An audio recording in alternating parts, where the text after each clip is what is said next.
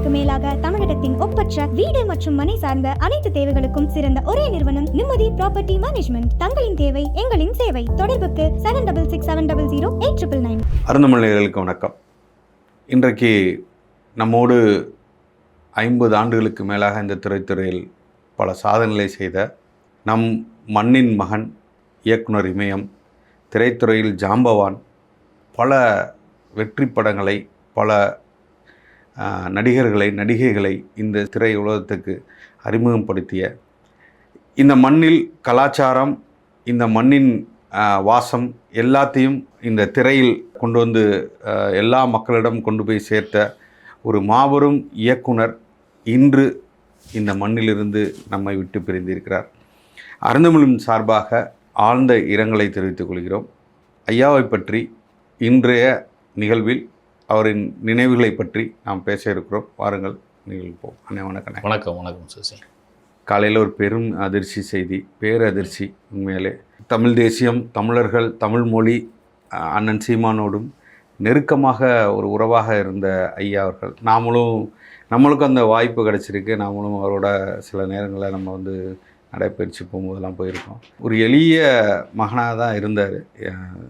இந்த மண்ணில் அவர் செய்த சாதனைகள், அவர் செய்த ஒரு புரட்சி சாதனையோட இந்த மண்ணில் ஒரு பெரிய புரட்சிகளை செஞ்சுருக்கார். சர்வசாதாரணமாக அவர் வந்து அந்த கருத்துக்களை எல்லாம் மக்கள்கிட்ட எடுத்து கொண்டு போய் சேர்த்துருக்காரு. அதாவது எல்லாத்தோட நான் என்ன சொல்கிறேன்னா, 50 வருடத்துக்கு முன்னாடி 75, 76 அந்த காலகட்டத்தில் 77 அவருடைய முதல் படம் 16 வயதினிலே வெளிவருது. அந்த காலகட்டத்தில் திரைத்துறையில் நுழைகிறதுன்றதே மிக கடினமான காலகட்டம்.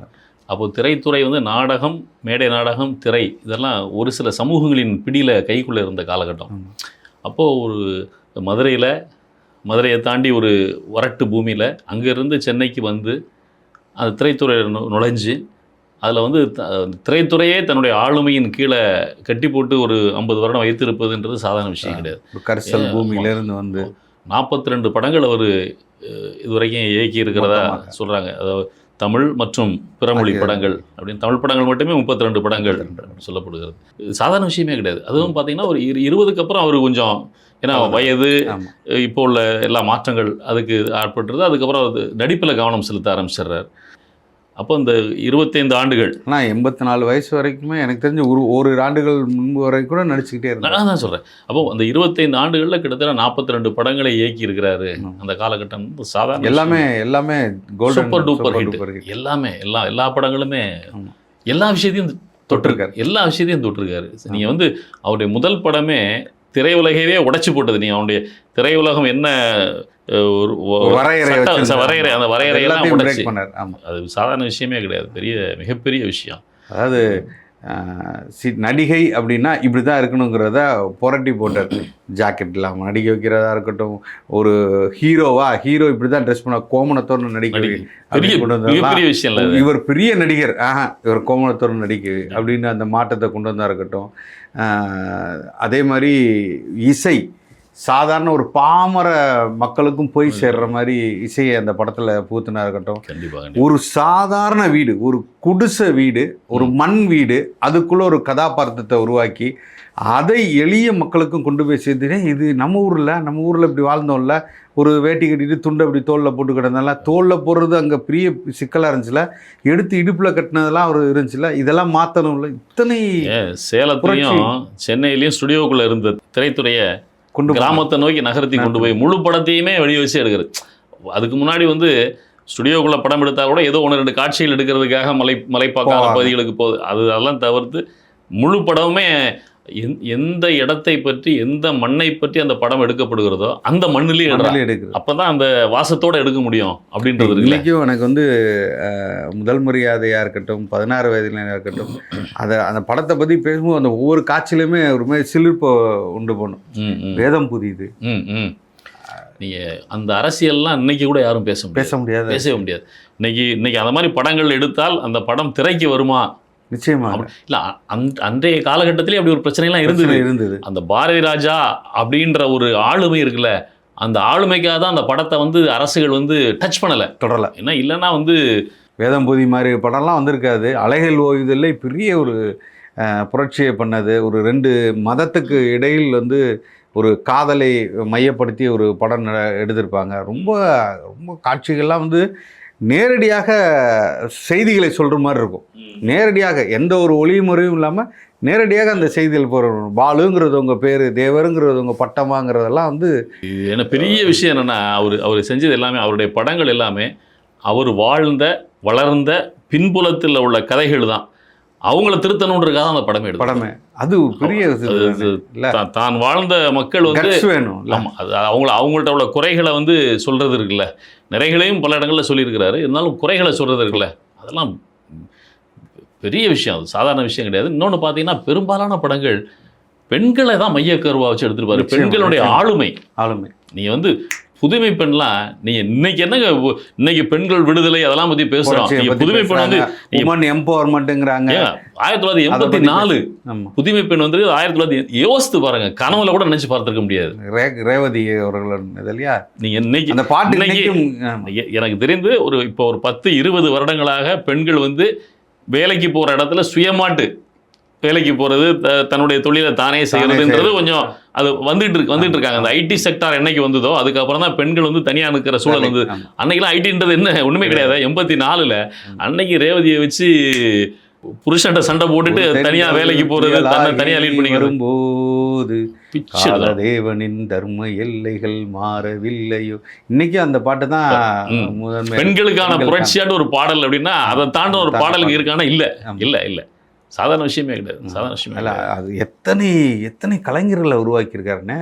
எல்லா பெண் அதாவது நாயகி, ஒரு கதாநாயகி அப்படின்னா அதுக்கான எந்த வரையறையும் இல்லாமல் எல்லாரையும் நடிக்க வச்சிருக்காரு. எல்லாரையும் ஒரு மிகப்பெரிய அளவில் வந்து கதாநாயகியாக உருவாக்கி பல வெற்றி படங்களை கொடுக்க வச்சிருக்காரு.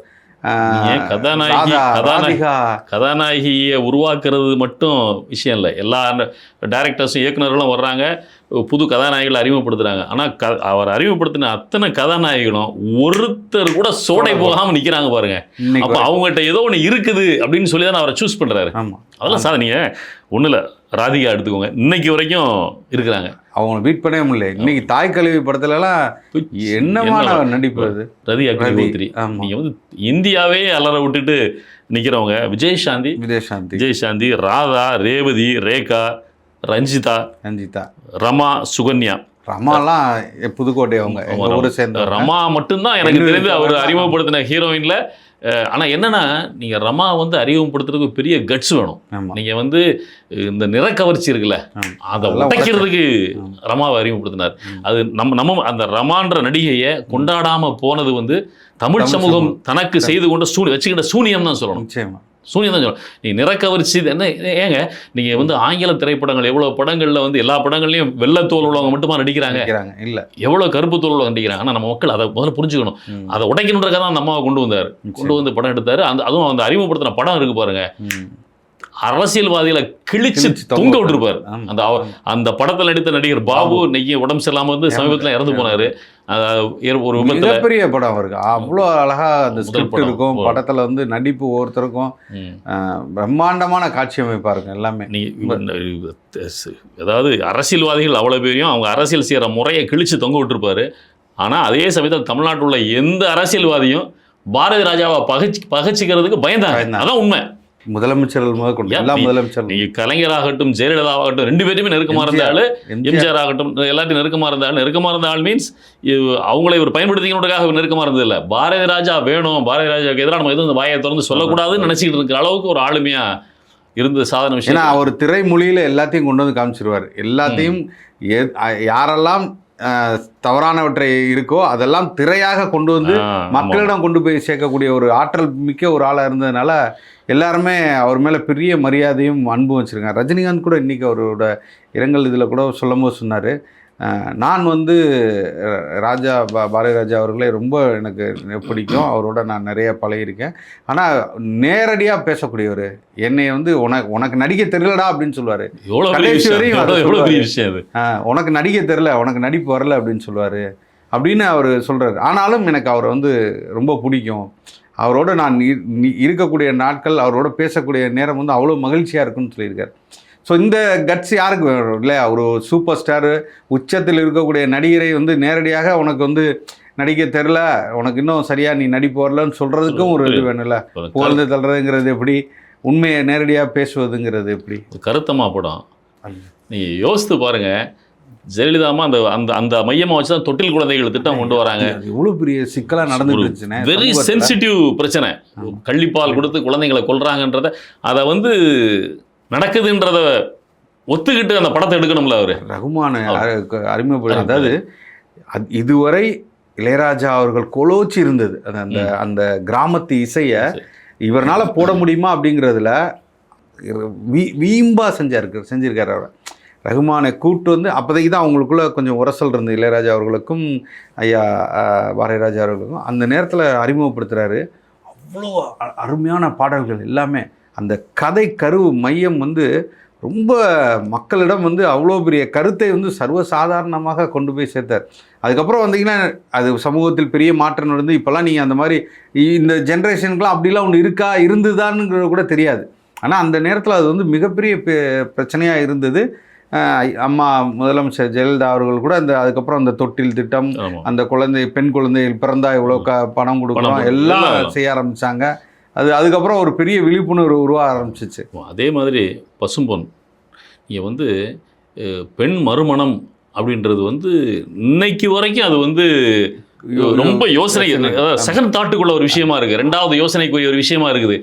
சாதாரணமாக ஒரு மறுமணம், அந்த மறுமணத்துக்கு அப்புறம் குழந்தைகளுக்கு இடையில் நடக்கிற ஒரு சிக்கல், அது நீங்கள் வந்து பயப்படுற சப்ஜெக்ட். அதுதான் நீங்கள் வந்து சாதாரண விஷயம் கிடையாது. சின்னதாக அது இதோட அதை வந்து அப்படி சாதாரணமாக காட்டிட்டு போயிருப்பார். அதை வந்து யாருக்குமே கண்ணை உறுத்தவே செய்யாது. அதில் ஆமாம், ஏன் 2 திருமணம் பண்ணுறா, பெண் 2 திருமணம் பண்ணுறதுல என்னங்கிற மாதிரி இருக்கும் அவரோட இதெல்லாம். இல்லை, அந்த அளவுக்கு அவரோட ஆளுமை இருந்தது. அதை தாண்டி அவரோட சிந்தனைகள் எல்லாமே தமிழ் சார்ந்த, இந்த மண் சார்ந்தது தான் இருந்தது. எல்லா இடத்துலையும் அவரோட குரல் இருந்தது. அவர் பேசாத பகுதியிலே இல்லை. நீங்கள் வந்து சினிமாவை தாண்டி, அரசியல் தாண்டி, இந்த மக்களுக்கு நடக்கக்கூடிய சிக்கல்கள் என்ன, பிரச்சனைகள் இல்லை, எல்லாருமே முதல் ஆளாக நின்றுருக்கார். இப்போ உரிமை சார்ந்த இடத்துல இன்றைக்கி வந்து நெய்வேலி பழுப்பு நிறக்கரி போராட்டமாக இருக்கட்டும், திரைத்துறையை ஒட்டுமொத்தமாக கொண்டு போய் இங்கே முக்கியமாக யோசிக்க வேண்டியது என்னென்னா, திரைத்துறையில் சம்பாதிக்கிறது தான் வராங்க. இன்றைக்கி வந்து திரைத்துறை மேலே வந்து இளைஞர்களுடைய மோகம் இருக்குன்னா, ஒன்று அந்த பிரபல்யம், இன்னொன்று வந்து எளிதாக பணம் கிடைக்கும்ன்றது தான் மீடியா திரைத்துறை நோக்கி வர்றது. அதில் வந்து கோலோச்சிக்கிட்டு இருக்கும்போது அதை விட்டுட்டு அரசியலில் கால் வைக்கிறதுன்றது வேற. நான் சொல்கிற கால்ன்றது அரசியல்லையும் அது வேற விஷயம். ஆனால் அரசியல் பிரச்சனைகளை தலையிட்டா, அதுவும் ஒரு அரசியல் பிரச்சனைகளை தலையிடும் பொழுது அது பலரை பகைக்க வேண்டிய சூழல் ஏற்படும். அது தொழிலுக்கு மிகப்பெரிய சிக்கல் உருவாகும். அதை பற்றிலாம் சற்றும் கவலைப்படாமல், தமிழர்களுக்கு ஒரு பிரச்சனை, தமிழ்நாட்டுக்கு ஒரு பிரச்சனை, ஈழத்தில் தமிழர்களுக்கு ஒரு பிரச்சனை அப்படின்னா, காவிரி எதுவாக இருந்தாலும் அந்த திரைத்துறையெல்லாம் திரட்டி ஒரு இடத்துல கொண்டு வந்து உட்கார வைக்கிறதுல நம்ம யாருங்க ஆள் இருக்கா? யாரும் செய்ய மாட்டாங்க. அந்த ஆளுமை சொன்னனால தான் இன்னைக்கு வந்து ரஜினிகாந்த் போனார், கமலஹாசன் போனார், அத்தனை திரைத்துறை நடிகர்களையும் ஒருங்கிணைத்து கொண்டு போய் நிறுத்தினார். நெய்வேலியில் அவர் நடத்தின போராட்டம் தான் தமிழ்நாட்டுக்கு செந்தமிழன் சீமான் அப்படின்ற ஒரு அரசியல்வாதி அறிமுகப்படுத்தி இன்னைக்கு இந்த நிலைமையில நாம் தமிழர் கட்சின்ற அளவில் வந்து கொண்டு நிறுத்திருக்க காரணமே அதுதானே. ராமேஸ்வரம் கூட்டத்தை தான் சொல்றேன். ராமேஸ்வரம் கூட்டம், மன்னிக்கவும், ராமேஸ்வரம் கூட்டம். நீங்க யோசித்து பாருங்க. அவரு அரசியல் ஆர்வம் உள்ளவர், இருந்தாலும் பாரதிராஜாவுடைய நெருக்கத்தில் அவர் கூடவே இருந்ததுனால அதில் இவருக்கு அந்த முக்கியத்துவம் கொடுக்கப்படுகிறது. அவர் அந்த மேடையில் முக்கியமான பேச்சாளராக பேசுகிறாரு. அதில் அவர் கைது செய்யப்பட்டு சிறைக்கு போய் தானே வெளியே வர. ஆனால் அப்படி சிறைக்கு போனதுக்கு அப்புறம் கூட அவரை சிறையிலேருந்து வெளியே கொண்டு வர வரைக்கும், ஏன்னா இது வந்து மற்றவங்க பயந்துருவாங்க. ஒரு பெரிய தேசிய பாதுகாப்பு சட்டம், சிறை, எதுக்குடா நம்ம தூரத்துலேருந்து செலவு பண்ணிக்கலாம்டா அப்படின்னு. ஆனால் எனக்கு வந்து அதை சொன்னார் மனோஜ்குமார், எனக்கு அதை சொன்னார். பாரதிராஜாவுடைய மைத்துனர் இயக்குனர் மனோஜ்குமார் அடுத்த நிமிஷம் போனை போட்டு முதலமைச்சர்னு பார்க்கலாம் பேச சொல்லி, நீங்க போய் பாருங்க அப்படின்னு சொல்லி, நான் சிறையிலேருந்து கூட்டிட்டு வர வரைக்கும் பக்கத்துல இருந்து என்னை செய்ய வச்சுட்டு தான் அடுத்த வேலையை போனாருப்பா அப்படின்னு சொல்லி. என்ற அண்ணன் மேல் மிகப்பெரிய அளவில் பாசம் உள்ளவர். அண்ணனை வந்து கடைசி வரைக்கும் தமிழ் தேசியம், தமிழர், இந்த ஈழம், நான் நினைக்கிறேன் 2018 தெரியல, சென்னை சோழிங்கநல்லூர்ல YMCA கிரவுண்ட்ல நடந்த கூட்டத்துல வந்து அந்த கலந்துக்கிட்டு தமிழ் தேசிய கூடிய ஏற்றி வச்சு பயப்படுவாங்களே, யாரும் யோசிப்பாங்களே, பயப்படுவாங்களே.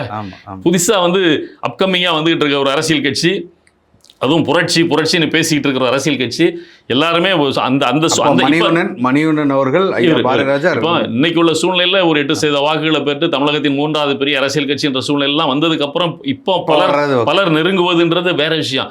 அன்னைக்கு இன்னைக்கு சமூகம் எல்லாருமே இது புரட்சிவாதிகள், இவர்கள் பார்த்துக்கிட்டு இருந்த காலகட்டத்தில் தேசிய தலைவரை யாரும் எடுத்து நிற்கிறாங்க பயம் இருந்த அந்த காலகட்டத்தில் தைரியமா ஒரு சீமானவர்கள் நடத்துகிற கூட்டத்துக்கு நான் வரேன்டான்னு சொல்லி கூட வந்து அந்த கொடியேற்றி வச்சு அதில் நின்று போனார் பாருங்க.